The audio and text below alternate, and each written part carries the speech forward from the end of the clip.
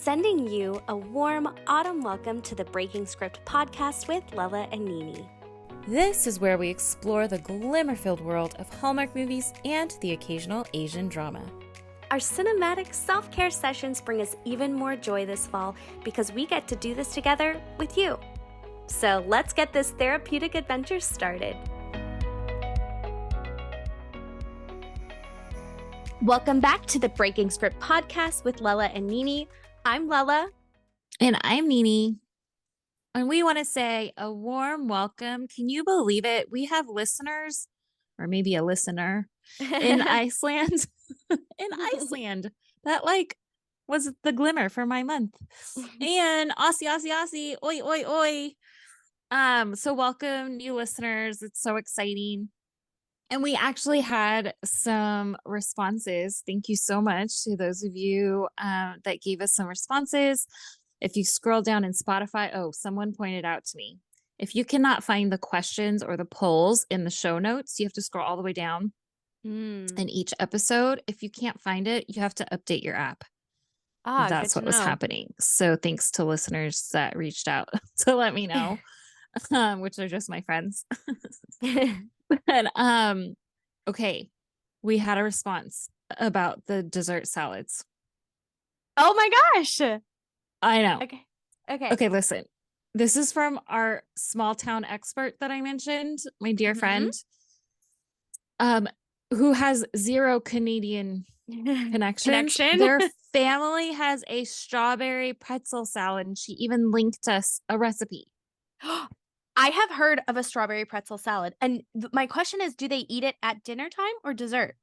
At Thanksgiving. Okay. They make it for Thanksgiving. Okay. And it's not.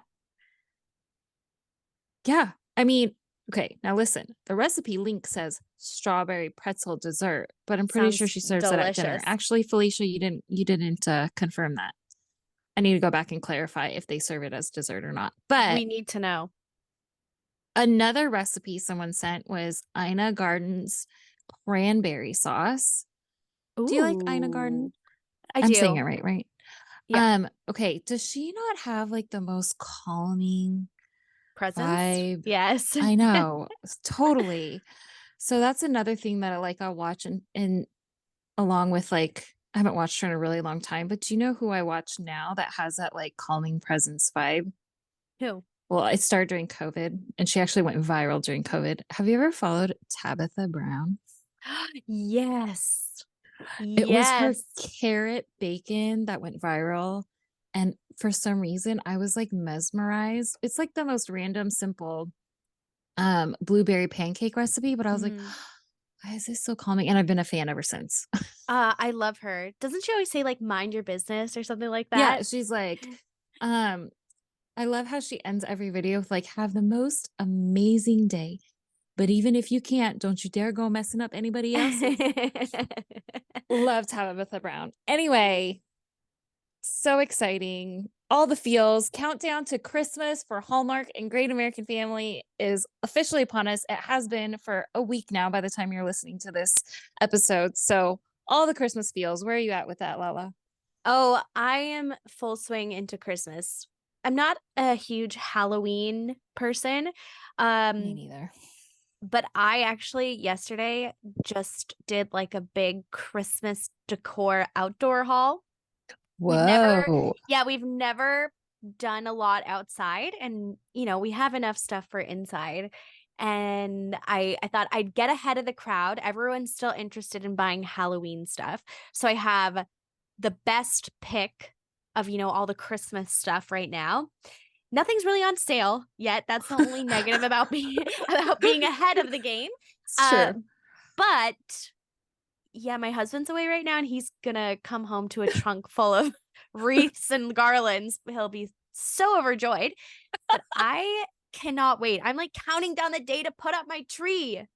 Yay! Wait, but when are you going to put out the outdoor decorations? Does that go up before the tree or after the tree? No, after. I feel like my neighbor. Well, I think I mentioned this in a previous episode. It is a bit of a faux pas to put your decorations up before November 11th, which is Remembrance Day, which is similar to Veterans Day. Yeah. So My thinking is I'll put up the indoor decorations before so nobody will see that. And then the outdoor decorations will probably go up November 12th. So, Oh, and then when do you do yes, your tree? Is probably that the with the first indoor? week. I'll probably do it the tree, I'll probably do the first weekend of November. Oh, okay. So then the question is, do you do fake or real? You know, we lived in a condo for many years and you were not allowed to have a real tree. It was Got it. so then funny enough, we were like, well, let's just go all out. We're going to be here for 10 years. Let's just go all out and buy our dream tree. We bought it and then we moved. So Oh we are, my gosh. so we are a fake tree. I do love real trees, but also I don't mind the fact that I don't have to clean up pine needles and all that stuff. And I just put those 100%. like sensicles in there that smell like a real tree. Sensicles? What are those? I need to They're hear like all an about this. icicle. They're like a little Yeah? green stick. You hang them in the tree, like way deep, and they smell like a What? tree. Yeah, How they did I have them. not know about this? They sell them like at Lowe's and probably Home Depot. I think they might have them at Michael's. Like you'll just see them. They just come. They look little. They almost look like mini candles with a hook, but they're very Oh my skinny. goodness. Okay. Well, we're going to talk more about this because I'll share our Christmas traditions and schedule on the next episode because I cannot wait to get to this movie. You guys, it was time. It was time for another Tyler Hynes movie. I didn't realize, and I didn't plan it on purpose, I promise, but I did not realize that our first 3 weeks of this podcast, we had Was one Tyler Hynes movie per week. Have you guys been going through withdrawals? Oh It's yes. time. It's time. Go ahead, Lala. I'll let you introduce the movie for today. Okay, so today's movie is actually a long title. It is called It's Time for Him to Come Home for Christmas. Let's hear that plot summary. Okay, well, there's some interesting facts that you guys have to know, okay? So Blake Shelton has a song called It's Time to Come Home for Christmas. So there are literally 5 movies with What? a similar title. This one was the 5th. This one, the title is It's Time for Him to Come Home for Christmas. There's one, It's Time for Us to Come Home for Christmas. It's time for you to come home for Christmas. It's time for me to come home for Christmas. Or it's time for like them to come home for Christmas. That's funny. This year's is It's Time for her to come home for Christmas. It's part of the new Oh. countdown to Christmas Hallmark movies. But I do have to say, this one obviously is my favorite. But I think it's adorable. It's a project that he and his mother get to work on together. They're executive Oh my producers gosh. together. Isn't that precious? And Yeah. doesn't that make you love the movie even more? That's my Yes. goal here, is just to give you all the facts. So this movie stars Holland Roden, who plays Elizabeth Athens, and of course, the lovely Tyler Hynes as Josh Hart. Okay, let's dive into the summary. Now, you're gonna have to bear with me because this is a longer summary since it was so brilliantly written. In order to keep you in suspense, it had to be a little bit longer, but it's worth it, right? Because this is a Tyler Hynes movie, so hang with me. This movie opens with all the Seattle Christmas city feels and a merrily Christmas lit up Space Needle panning past a Disney-worthy large city tree. We begin at the Etonant Cosmetics Company party at the bougie Carlisle Hotel. A girl is double fisting pancakes and great choices too. Chocolate ganache and chocolate topped with strawberry, a girl after my own heart.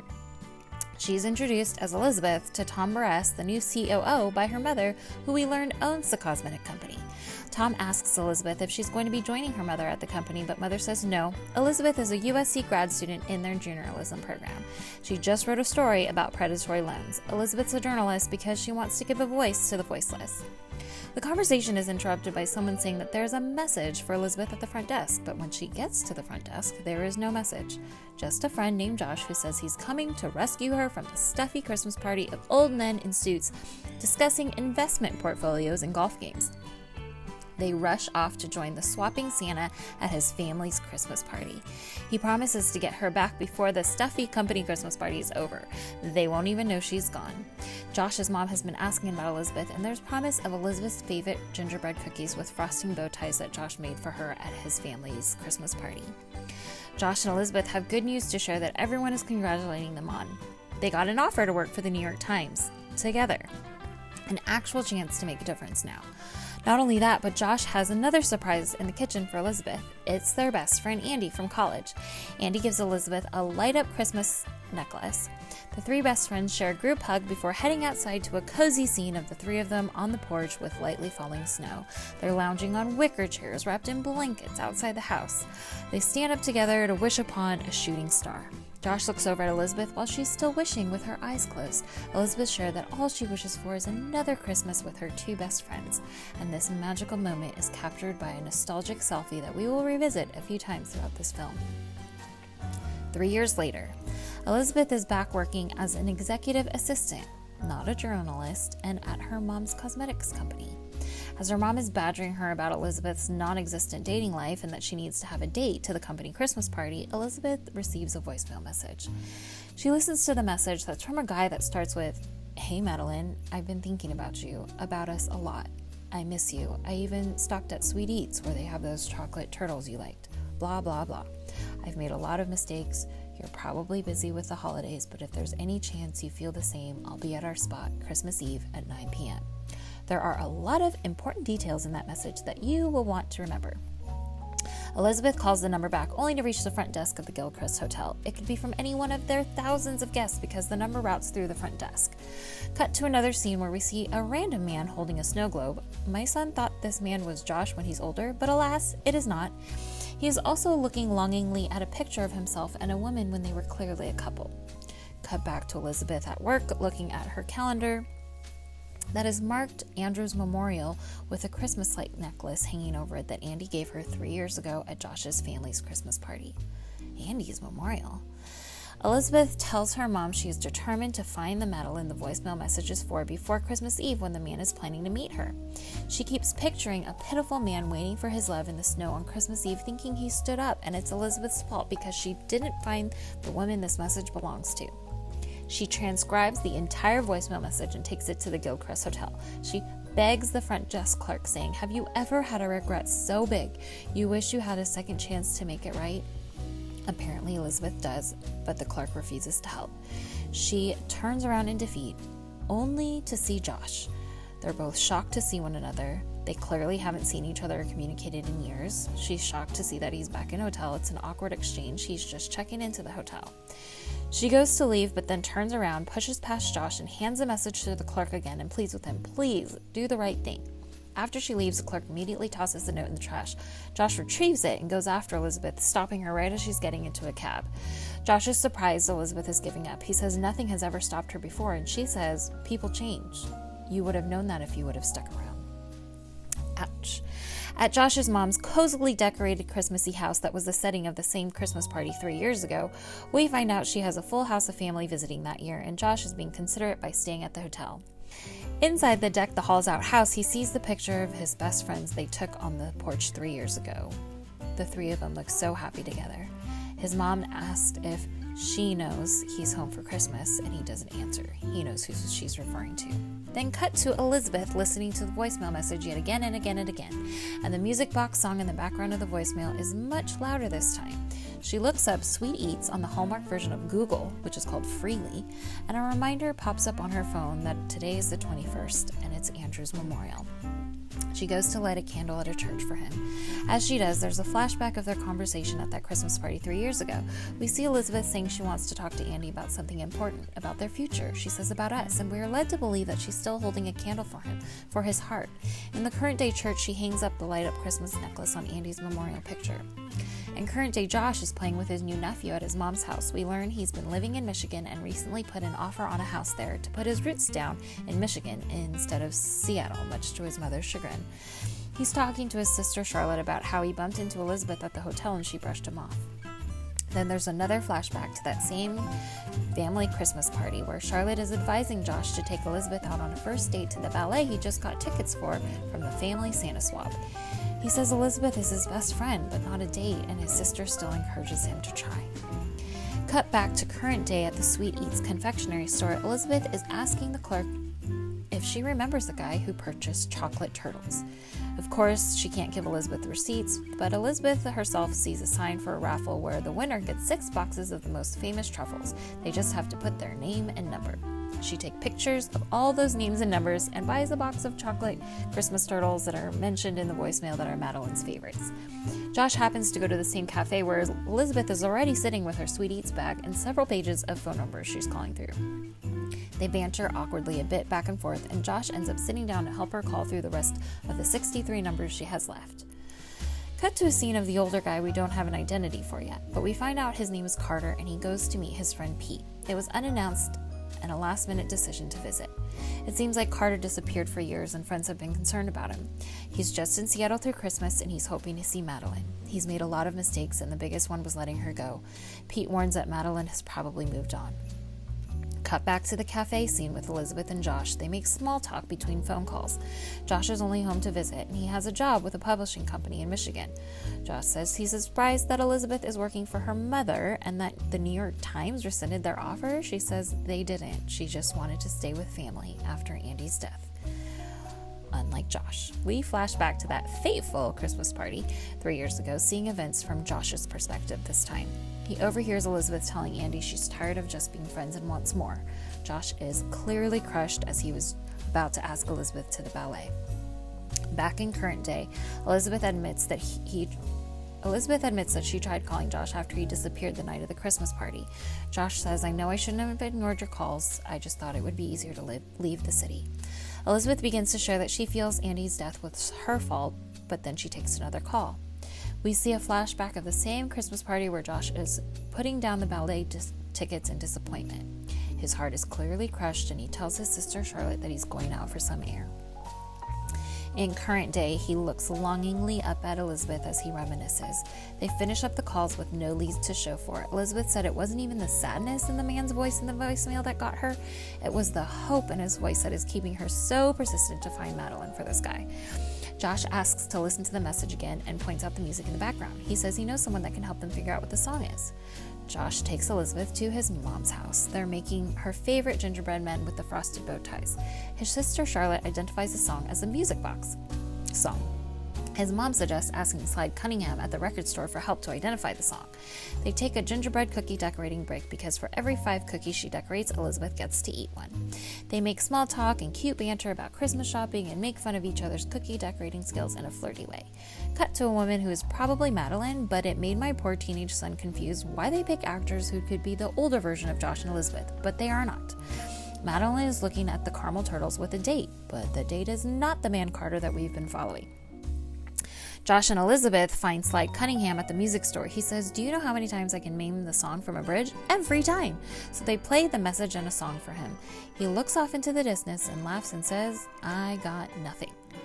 After what seems like a commercial break, we are at a gazebo with music that has like a music video feel with montages of Madeline and Carter from the past, but it's abruptly cut off by this awkward date. Madeline has a date who flew into Seattle for the first time, and he's ready to move forward with her after dating for a few months. He invites Madeline to get on a plane with him to meet his family, and it's time to take the next step. She doesn't seem as eager about that next step. Back in Elizabeth's kitchen, she gets a call from Josh. They're clearly in the thick of still searching for the answer to the mystery together. They've become close again through their search. Just as Josh seems ready to ask Elizabeth out, she's interrupted by a knock at her door. There's a flashback, again, to the same party. Elizabeth gets a "Where are you?" text from her mom, who is at the company party she ditched. Elizabeth is asking where Josh went since he was her ride. They can't find Josh anywhere, so she frantically asks Andy for a ride back because she's anxious to get back so as to not upset her mom. Andy says, "But you need to talk to Josh first, otherwise you'll regret it." Elizabeth says, "I will, but tomorrow," and Andy opens the passenger door for her to get in the car before he gets in the driver's seat to take her back to the stuffy company Christmas party. In present day, Elizabeth's mom is cautioning her against working closely with Josh again. He broke her heart. He left.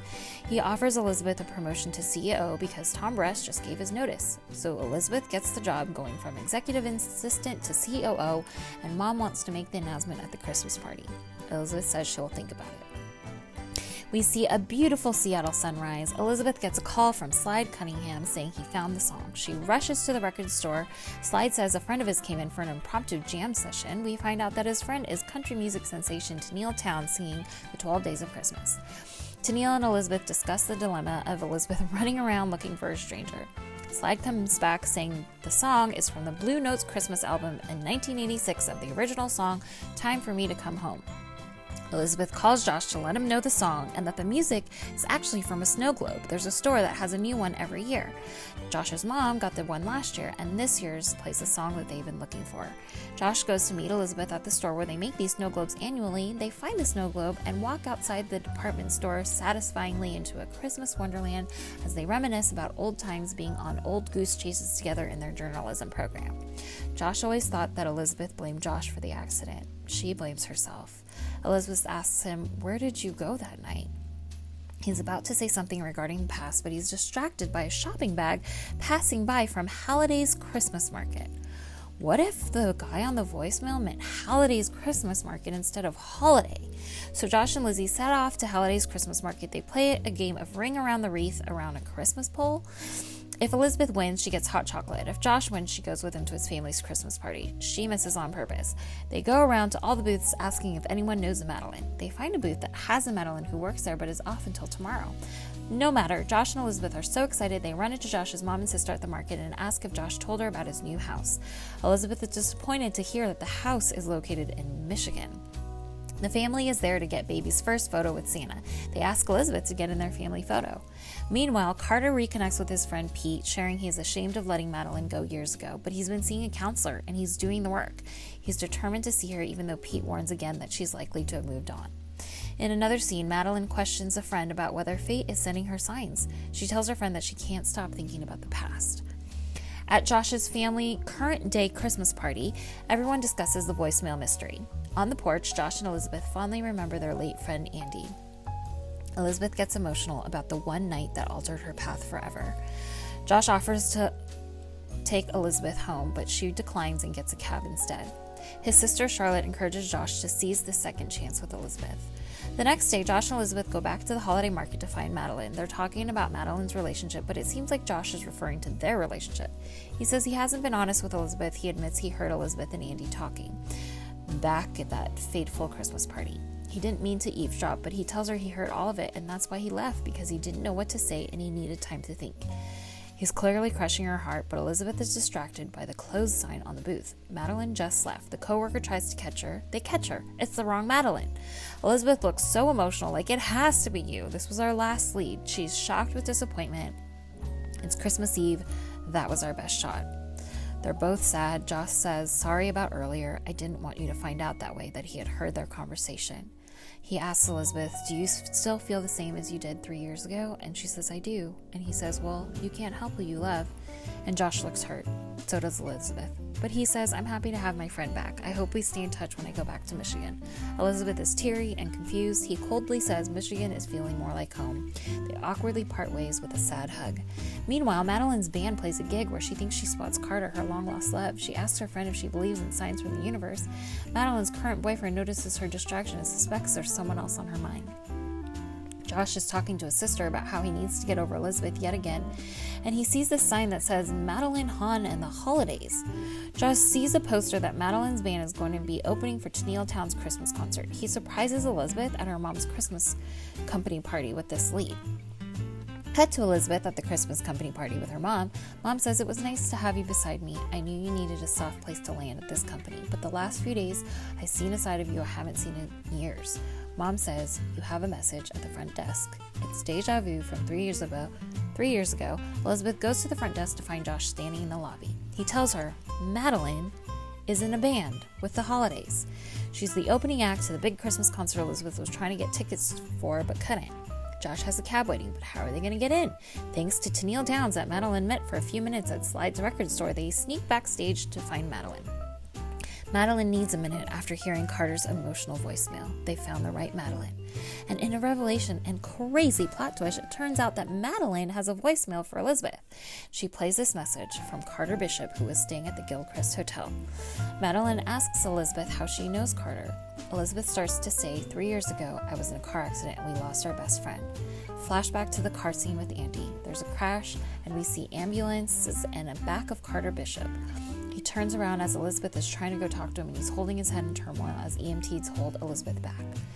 Current day Madeline says, that was you?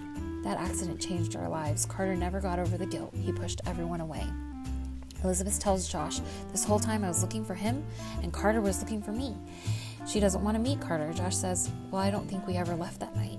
I think we both need to face it. After Andy died, I ran away. Maybe in some way you do too. Or you did too. They resolved to meet Carter together. At the diner, Carter immediately apologizes to Elizabeth for the accident. They agree to finally set down the burden of guilt they both carried.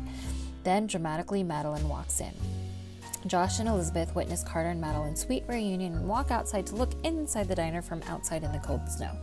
Josh says, sorry, I should have been there for you even though you didn't feel the same. And Elizabeth says, what are you talking about? You thought I was telling Andy I had feelings for him? Josh, I was talking about you. I was asking Andy for advice. So this whole time, did you know it? Elizabeth was in love with Josh. Josh was in love with Elizabeth. Josh says he never stopped loving her as the snow magically starts falling in that moment for the epic ending Hallmark kiss, the kind where they go back in for more. They attend the rest of the Tennille Towns concert together where she plays a song, Time for Christmas, because Mama just called and says it's time for me to come home. Josh and Elizabeth enjoy the concert with much PDA, even more kissing, all the Christmas feels. Merry Christmas, y'all. The end. Now it is part of our episode where we rate this movie. We have 4 different ratings. They are all out of 10 bobas. We have a rating for the writing, characters, how funny it was, and overall. So, Nini, what do you give the writing for this movie? I mean, you guys, it's a perfect 10 for me. The buildup, the suspense, it's not predictable. The shifting, the way that they shifted between storylines is brilliant. I mean, you are halfway through the movie before you even realize who the love interest is. Just all the glimmers makes me so happy because it is so not the typical Hallmark way. So it's a huge 10 for me. I agree. I talk about that later on, but I have to mention it. I really loved that I didn't feel that it was predictable. It kept me on the edge of my seat. When it was revealed who Elizabeth actually liked, it was like, oh! Anyways, I gave it an 8.5. I thought it was great. I thought it was really good. And an 8.5 for me is really high. It's true. It's true. I know. I wrote 9.5 at first, but I was like, you know what? They did. I mean, this was probably actually even better than It Was Always You for me because of just how well they did. And when you're sitting on the edge of your seat in suspense in a Hallmark movie, like that never happens. Even my 14-year-old, we were supposed to watch Loki together, but then we're like, oh, his friends are coming over, so we're gonna put it off. So let's watch something else. And I was like, oh well, I need to watch this Hallmark movie to do the podcast with Aunt Lala. And he's like, okay, well maybe I'll watch with you for a little bit while I work out, and then I'll leave and go to bed. And I was like, sure. He stayed the whole time. He's like, well, I have to know what happens now. So 10 for the writing, and for me, it was the same for characters. Huge 10, perfect bobas, perfect texture of the boba even. It was a 10. It was a 9 for me. That's really high. I really, really liked these characters. I thought they did a great job. And of course, Tyler Hynes bringing that romantic chemistry everywhere he goes. It's true. I do have to say though, he and Holland and he and Aaron, which Aaron has that type of, I've heard different actors describe her as like, she has this like very tender vulnerability. Yeah. And like Tyler has that too. And he can draw that out of other women, but especially Holland. I love their chemistry, the emotion, the tension, the character development, even though you're like, you don't even know. It was really funny because actually my 14-year-old at first thought that Madeline and Carter were just an older version of Josh and Elizabeth. Like at first you don't know, right? No, I understand that because when that scene happened where he's making the phone call, I I I wasn't following. I was like, what is this? Like it was, and then for Yeah. a moment I thought it was a call from the future to the I follow that. I follow The his same logic. thing. You're Yeah. like, is this time travel now? Now that Yes. we've seen The Way Home, every Yes. time you're like, wait, is this time Time travel? travel. It's so I true. know. Oh my goodness. I love it. Okay, well, these are really high scores. I mean, this is probably the next section is probably my favorite part of the writing is how they wrote the laughs in when the underlying theme is something of a traumatic incident for Yeah. multiple characters. What did you rate the laughs? How many bobas did you give it? I gave it a 6 because it wasn't as funny to me as Three Wise Men and a Baby, Of right? course. But it still was funny. Like, but I didn't feel like this was supposed to be a comedy. It's not, yeah, because typically, so this premiered on the Hallmark Movies and Mysteries channel, which Oh, typically have more drama than oh, your Hallmark channel. So your gotcha. rom-coms, the romantic comedies, are going to be on the Hallmark channel. Hallmark Movies and Mysteries are going to be like, there was one called Three Beds, Two Baths, and One Ghost. And then there's like all the other mystery ones, like the Hannah Swenson and the Aurora Tea Gardens. Mm-hmm. Um, so I gave it an 8 because of the fact that it's a drama, movies and mystery movie that actually has a mystery in it. Sometimes the movies and mystery, you're like, why is this on this channel? It's Mm, just more drama and there's no mystery or right, like there's nothing to solve here, even though you're calling it a mystery. right. The fact that they brought in laughs so organically, like over the banter and flirtiness over the Yes. gingerbread cookies, or like um the game at the Christmas market, like Yeah. that's my kind of people. Like that's how I live my life. Is it could be a really traumatic crisis situation, but listen, you have to break it up with laughs every once in a while because it's really Yeah. good for the brain and the I, body, I you agree. know? I just really feel like, and we're going to give it to Tyler here. He has this ability to just take something that could easily be corny and it feels natural. And that's Yes. why I think it resonated with me and why I gave it a 6. It probably, yeah, could have been higher, but because to me it wasn't like I can't count the times that I laughed, but I just felt like it was natural, and when it was funny. Like I didn't feel like they were playing it up. Like, Yeah. yeah. And again, I mean, is he Hallmark's like sweetheart? Is he like I mean, their he's a gold stud for star? sure. He's like their edgy, you Mm, know, he's the edgiest out of all the guys for sure. gotcha. So, Okay. all right. Well, overall bobas then. I mean, I overall I gave it a 9. I thought this was a solid movie. I would watch this again. I would recommend this. This to me is like on the Christmas watch list. yes. And This brings me so much joy I'm when I introduce assuming I people know to foods and movies. They want to repeatedly watch or eat. I'm assuming I know what you gave this. Should we even like Do guess? you even Like need to ask? I it's a mean, 10. yeah. I mean, I wrote 9.5 at first and I was like, what are we talking about? This is a 10. Who This are is a we 10. fooling? Yeah, yeah. It's a Hallmark movie. It's a Yeah. 10. Even like the fact that I don't have to say like 10 for a Hallmark movie. I feel like this is up there with other movies. Like it's got a Yeah. great plot, it's got great writing. So let's get right down into it. We have 4 segments that we break down, that we break script with. The first one is called What's Love Got to Do with It, where we talk about the glimmers in the movie, what we love, and we break down the romantic and family relationships in this movie. What have you got here, Lala? My glimmers, and we touched on this just before this segment, was the miscommunication between Elizabeth and Josh, and how it's set up really to make you think that Elizabeth actually has feelings for Andrew, but she's really expressing her Mm. feelings for Josh to Andrew.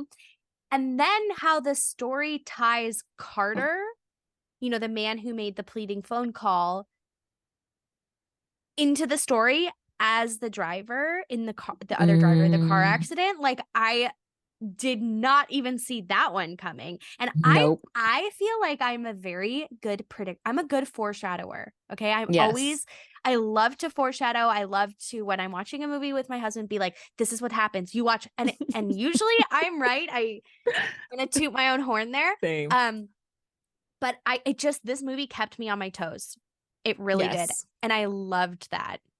Yeah. Oh no, I remember the first time I watched it and it's like so cheery, happy Christmas feels. And I was like, wait, he died?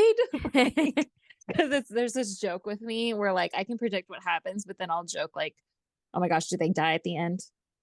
He dies, right? They die. Are they gonna die? I don't know why that happens in a lot of movies.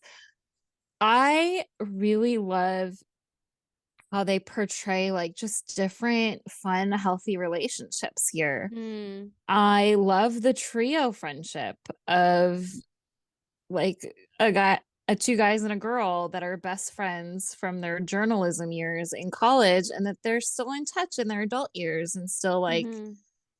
brings them glimmers to be with one another. The fact that Josh, who Elizabeth had feelings for, but he surprised Elizabeth with their friend Andrew's visit, like I just think that's so fun.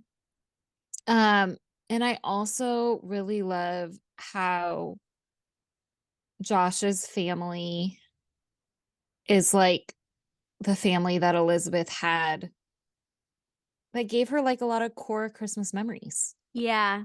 Like I think about that because I grew up in our nuclear family. It was just my mom, my dad, my brother, and I. And my brother are 7 years apart in age. So he was my baby brother. And we had a relatively quiet home. Like we ate together, we ate dinner together every night, 5:30 p.m. on the dot. Mm-hmm. We're that family. But like our conversation at the dinner table wasn't necessarily like the depth where it's like you really get to know one another. Sure. Um, so when I think of like holidays, we have a lot of fun holiday memories, but it's only like the more livelier memories are when we're with our extended family or Mm. like my brother and I would latch onto friends families that became like family to us. Mm-hmm. So I think of your family and like your family was that for other people. Yes. Mm. Yeah, totally. And I think it comes for them, it came from not being a part of that of a family that had a lot of like Interesting. both my grandparents were only children, right? So you can imagine that. So then Oh, they created this big family dynamic and they always had people coming into their home and it's just continued to grow. And now we have this family that's loves the holidays, filled with traditions. We do always have people, included. My whole life we've had, extra people at the table. And I personally love that. I yeah. love having the more people at Christmas dinner. So I really did enjoy this family dynamic. And I thought it was really nice to start a movie with really healthy people. I know. It was incredible. I did not know that about your grandparents. Or maybe you did Yeah. tell me and I forgot. But I just think I think of my childhood friend, which I'll share in the next episode. That's like where I get all my core memories of not Mm. core memories, but like all our family's Christmas traditions. I think I've mentioned on a previous episode comes from a white family, not from our Asian families. But our Asian families always had, I found that this is like so important to point out because we had pillars in our family, like every Mm. part of our family, we've had deaths of like it was the glue that was the person that was like the glue that held the family together. And it made me realize that it doesn't matter whether you feel like you're really close to your family or not, like in terms of how well you know one another, but just someone in the family that helps to gather and gives the family a gathering place is so incredibly Yeah. precious. And if you have that, even if you have like a friend's family where you have that and can be part of that, like don't ever take it for granted. Like it's Mm-hmm. incredible. And that's always been like my goal is to be that one that gives people a gathering place. So anyway, I absolutely loved that's kind of all my glimmers and what I loved about the romantic and family relationships. Did you have anything else here? The only thing that about the family relationships is I did really love that Elizabeth's mom is the one in the end to encourage her not to work for the family business. Yes. You know, Yes. that I feel like can be rare. Of course, family wants family to work for them. And it was just nice to see that her mom really saw Elizabeth's talent and passion and was the one Yeah, to encourage her, which, I can only imagine, especially being a people pleaser, you become you want to be a family pleaser, and to just have that release from a parental figure, from that expectation, totally. is a huge relief and burden lifted. So I loved that. Yeah, that's I had that too of just like even though she didn't have all those fuzzy memories to portray to still portray that mother-daughter relationship as Yeah. healthy was like but it Yes. was real. It wasn't like over the top. It was like, No. "Oh, but I love you working for me, but I don't want to be selfish. Like you need to go off Mhm. and do your own thing." Like it started that way and it ended that way was like that was real. Yeah. And also, I do have to say I was surprised because this was probably early on in me, like, going deeper into watching Hallmark movies on my own. I watched this movie and I was like, "Wow, I'm really surprised how they, um, s had writing about, like, real emotions, what how Mm. grief looks different for different Mhm. people after losing someone that you love, Mhm. and how it changes the dynamics, in relationships. It's not just Yeah. that you lost that person that you love, but it affects the relationships between others. And, and it was just enough, like, it's more than the typical Hallmark movie, like, Yeah. obviously, if you get triggered easily, which at this point I still could was getting a little triggered easily, and we'll talk about that later, um, but it wasn't, like, too much. It's not, like, over exaggerated, like, Lifetime Right. level of, like, you're going too deep into the trigger and the trauma. It's, like, Right. just enough to, like, "Okay, I'm triggered enough to where it's like, okay, help me, like, process my own emotions." So anyways, I'll share more about that later, but I really, really loved that. So, what do you have then for the yeah, don't go chasing waterfalls where we break down unhealthy behaviors and coping mechanisms Mm. here? I actually didn't really have anything. I think it was pretty obvious, that they all went through something very traumatic. It affected everyone differently, but they seemed to be in a really healthy place with that trauma, Yeah, um, or at least coming to terms with it, which in my mind, I'm like, "Well, you must be working on it." Uh, exactly. I think one question I had for you was, and maybe this is just like a very minor situation. But what did you think of Madeline in that relationship with that guy? Like, do you That's think what I it was wrote a down a too. new relationship? And like at what point when you're daydreaming about someone else should you Yeah. like Say figure something? that out? Yeah. Yeah. I had that same thought. So that kind of bleeds over into the Oi with the poodles, but um I thought that was sort of confusing because Mhm. it felt like, okay, this is a newish relationship, but then he flew, like he got on a plane Yeah. to see her in Seattle. Uh-huh. So it's not that new, or maybe it is. I mean, I do know some people, they're clearly older than Josh and Elizabeth, right? Mhm. Um, so yeah, I thought it was interesting. I couldn't quite figure out the timeline of that either. So it was like, you're new, but then you're asking her to get on a plane to meet your family. And then I kind of felt like it was a pretty healthy rejection too. Like, I It wasn't sure if I was was. gonna have to I was on alert. Like, do we need to bring out the omo omo? I don't want no scrubs nardar. Um, but no, it just kind of felt. I mean, it was clear there wasn't any chemistry. No. Like, I think she was giving it a good try, and I don't think those memories got triggered until they were, like, doing more Christmas stuff.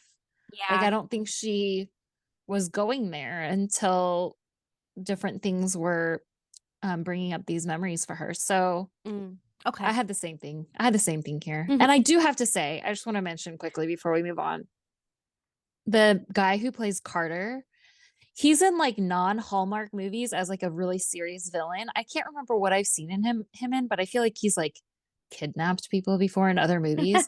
So it was really hard for me at first, like because when he's played a villain like so intensely, I wasn't He sure if we were gonna have to bring out the Omo Omo Nardar for him. I know he does have villain vibes, and he was the villain in Fourth Down in Love. Yes, he's He was the yes. agent. So Which like he was a full-on Omo Omo Nardar guy. yeah, Yes. so it was interesting to see him, and I also was like, okay, what's the catch? What's gonna happen? Yeah. But he wasn't here. Like it was clear he stayed away. And I obviously made up this storyline in my head. Like when he says he's going to a counselor and doing the work, like did his grief lead him to some type of addiction? I thought they would talk about Mm, that, but I did it. I don't know. But he did the right thing. Like yeah. it was confusing though, because I wasn't sure, like, did Madeline ask him to stay away? But it didn't seem like that. It seemed like he just disappeared. But he did the work Yeah, and then he came back, and that's really healthy. it And of is. course, you can't just like go according to their word. You have to see that they've actually changed behavior Yeah, over time and it's not just for manipulation. But it was really wholesome. it was. I know. I was really surprised. And what's weird is I don't really have a lot for the I go away with the poodles already plot holes, continuity issues, the wait what's, and did not have a whole lot I didn't like. So what do you have here? Okay. Now maybe I just missed something, okay? Okay, tell me.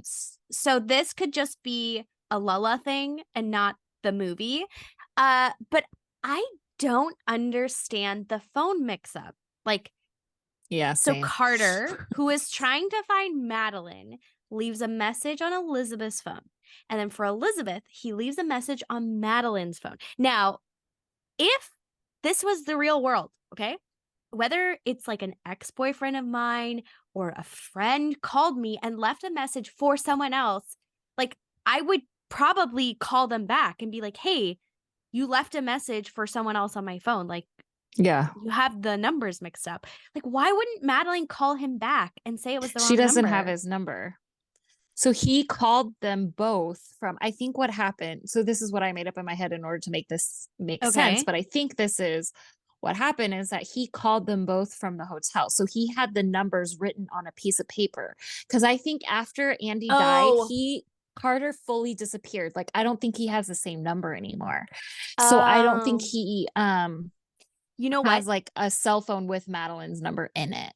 Okay, that makes sense because it wasn't clear to me that he called Madeline from the hotel phone because we didn't see that. Exactly. I think they cut that part out. So Because in in my the mind, beginning, he was yeah. calling in the past and like she was Right. just sitting on this message and now she's like, "Oh my gosh, this makes sense because I have a message for you." Yeah, Ah. I don't know if I saw it or was it a podcast, but no, it's so that first scene where he's holding the snow globe and making the phone calls. If you go back and you don't realize it at first, but if you go back and watch, you can hear housekeeping knocks on the door. So he's in the hotel and he's making the calls one right after another. Because it sounds like he Oh. probably was in some sort of 12 step and he's at the point of making amends. And so he's Ah, making that's the storyline I had in my head. I that makes sense. thinking that's what the script writer was thinking too. And so Mm, he's, going through and making those phone calls. Cause I had that same thought when I first watched. And obviously okay. this is another Okay. one that I watch repeatedly. So um I agree though. At first it's not very clear. And so you're like, wait, why wouldn't she just call him right back? Yeah. But she didn't have access to him. But it was like a weird, like, to me, it felt like a weird Hallmark twist to be like when Elizabeth is saying, like, I have a message for you. All of a sudden, Madeline saying, wait, I But have a message for you. oh wait, but yeah. No, you're right. It is weird. My other thing going back to the music box or the snow globe. Okay, I know that they needed something to chase, but I just feel like that is so obscure. In real life, Yeah. who would ever chase that sound? Like, also, you would not hear it that clearly in the phone. I just wish they chose something else, like a restaurant. I mean, I know they already Yeah. had that candy shop. I don't know. It was just, to me, I'm actually happy that it didn't work out, because I'm like, if this works out and they track down that Yeah. song, Yeah. that is no, it's too on the nose. So It's I do, so true. It's so I really true. appreciate that it didn't work out. And maybe Yes. they were just using it as like a red herring to like get them together, and just, we all chase these pointless things sometimes, I guess. Um, Well, but I that's the only way they could have a time for him to come home from Christmas. That was their link to the song. wait, Otherwise, it wouldn't be a is Blake that the Shelton. song? So yeah, Like yeah, yeah. the music box song is, or the That's the glow. song that Tennille Townes, which I didn't Oh know. my She's an actual gosh. country music Wow. singer. So that's why they Wow. had to have her. And this is kind of under my oil with the poodles already, like how Hallmark does this. Like they have to do certain things in order to make other things work out, or like Hmm. they have certain product placement where like the brand is really obvious that they're clearly a sponsor. And it's just like that fake, like Yeah. awkward moment. It's the same thing where they had to have Elizabeth's character come across Tennille Townes in the music store, because that's Right. the only way to make it so that she's the one that gets them backstage later, and Yeah. she's the concert that she was trying to get the concert tickets to, like, because they're trying to tie in this song and That promote is this country okay. This music is all artist. making sense. Uh-huh, yeah. Watch it a few dozen times. I was Um, gonna say, I think this movie, I need to watch it a few times to really get those nuances. well, and I think the biggest oi with the poodles already for me is considering how close Elizabeth was with Josh's family. And just, I mean, clearly, even, the mothers knew how close they were and they knew each other. Like the mothers knew, like Josh's mother knew Elizabeth really well. It was clear Josh was very familiar with Elizabeth's mother also, because they were close. Yeah. It just seems highly unlikely, like extremely highly unlikely, that no one else reached out to Elizabeth, like Josh's sister, and be like, Josh Mhm. really loves you. Like that they don't know that I there's know. this mistake that they misunderstand, that Josh misunderstands the entire Yeah, time, that thinking Elizabeth is in love with Andrew, like for years, just I seems know. highly unlikely. But then the entire movie burns down. So Okay, last one for me. Is this like the fourth movie where the leading character's name is Elizabeth? I have the same thing. Like, what is it with realtors, Elizabeths, what lighthouses? Like, what in the world? I know. Even in I was like, Falling for come on, Vermont, they Elizabeth call her Elizabeth. again? Oh, you're I know. right. Yeah. I feel like the Breaking Script podcast should keep track of how many female Elizabeths leads there are are. named Elizabeth for the Hallmark Channel. Yeah, I had the same thing. I was like, wait a minute. I feel like I'm writing and talking about Elizabeth an awful lot. I know. Hilarious. Hilarious. Well, what do you have for the Jayo fighting? Oh, I was corrected, by the way, by a Korean friend. Okay. Which I did share a little bit in Boyfriends to Christmas past episode about how, so Koreans don't have the F sound, the f, even Okay. for Taiwanese too. It's very hard for them to make that sound. So instead of a fighting, it's either a HW sound, like a whiting, or a P sound of a fighting. Oh, I know. So interesting. Learning things every day. But it is hard. Like now I understand why in like the Asian Americans that are in these movies, it's really hard when I'm just speaking in English, the tonation's so different, that if I'm speaking Chinglish, like going back and forth between Chinese and English, it's mm-hmm. hard to keep the accents like accurate, Mm. you know? Like my friend was pointing out, that beef noodle dish we really like, Mm-hmm. the fat noodles. Yeah. And in all the Chinese menus, the English translation is beef chow fun, Yeah. like beef chow fun, Yeah. like as in I'm having fun. Yes. But in Chinese, the name of that dish is gang cao niu he. Like, I'm not going to stop Oh. mid sentence and be like, oh, do you want to eat some gang cao niu he? Like, it's just hard. Anyways, so sorry, my accents aren't accurate. But anyways, that was such a squirrel. 加油, fighting, happily ever after. This is where we talk about what we think happens after the movie and who we are rooting for. Okay, I didn't have too much. Like, I obviously want Elizabeth and Josh to stay together. They're the best. They get married, and then they have a son, and they name him Andrew Oh after my their best goodness. friend. Yes. And then they live in it's Seattle, right? Like that's where Yes. yes, they live in Seattle. They're close to both their families and they just live in the dream. I love it. I had the same thing. Of course, Josh and Elizabeth. I feel like this is really rare when we're rooting for a couple to stay together on this podcast. It's Tyler. He puts a spell on us. Something. But yes, I actually put that they moved to Michigan to fix up Josh's house together. And in my story, that house is on one of the most magical Great Lakes. You guys, the Great Lakes are so magical. I've only been there once. I was in Michigan and a friend took me. She has 3 little kids under, I can't remember how old they were at the time. They were really young and probably under 4. There's so 3 kids under 4. And the Great Lakes are so clear. Are they all like that near you too? Like where in areas, yeah, they can be, yeah, really clear. And some just depends on like how deep it is or how shallow it is and like, what's on the bottom. Like it just depends. But yeah, we can have some really clear ones. I was visiting, I think it was in August. It was like the first week of August. So the water was warm and it was clear. And there was this really large, shallow area where it was like kids were just swimming in it like it was a 3-foot deep pool. It was magical. I've never, a girl coming from the Pacific Ocean that's freezing cold. I still haven't gotten to put my feet in the Gulf where there's like warm water. So that was magical. So Josh and Elizabeth's house is on a lake like that in my storyline. And they have kids that can play there. Oh, no, wait. They don't have kids yet. So they go and they can fix up their house. But then they go on, before they have kids, they go and live their dreams. They get rehired by the New York Times. They get another offer from the New York Times. They go live that life for a while, live the Manhattan life. Cause that's just, I have a friend that recently moved there and she literally like can walk to Central Park and take like perfect fall walks and walks in Central Park. But they keep the lake house in Michigan and they move back to Seattle to have babies. They still have a lake house. They have their New York memories and they have their Seattle family to have full fun Christmas family holidays together. The end. Yay. I love that.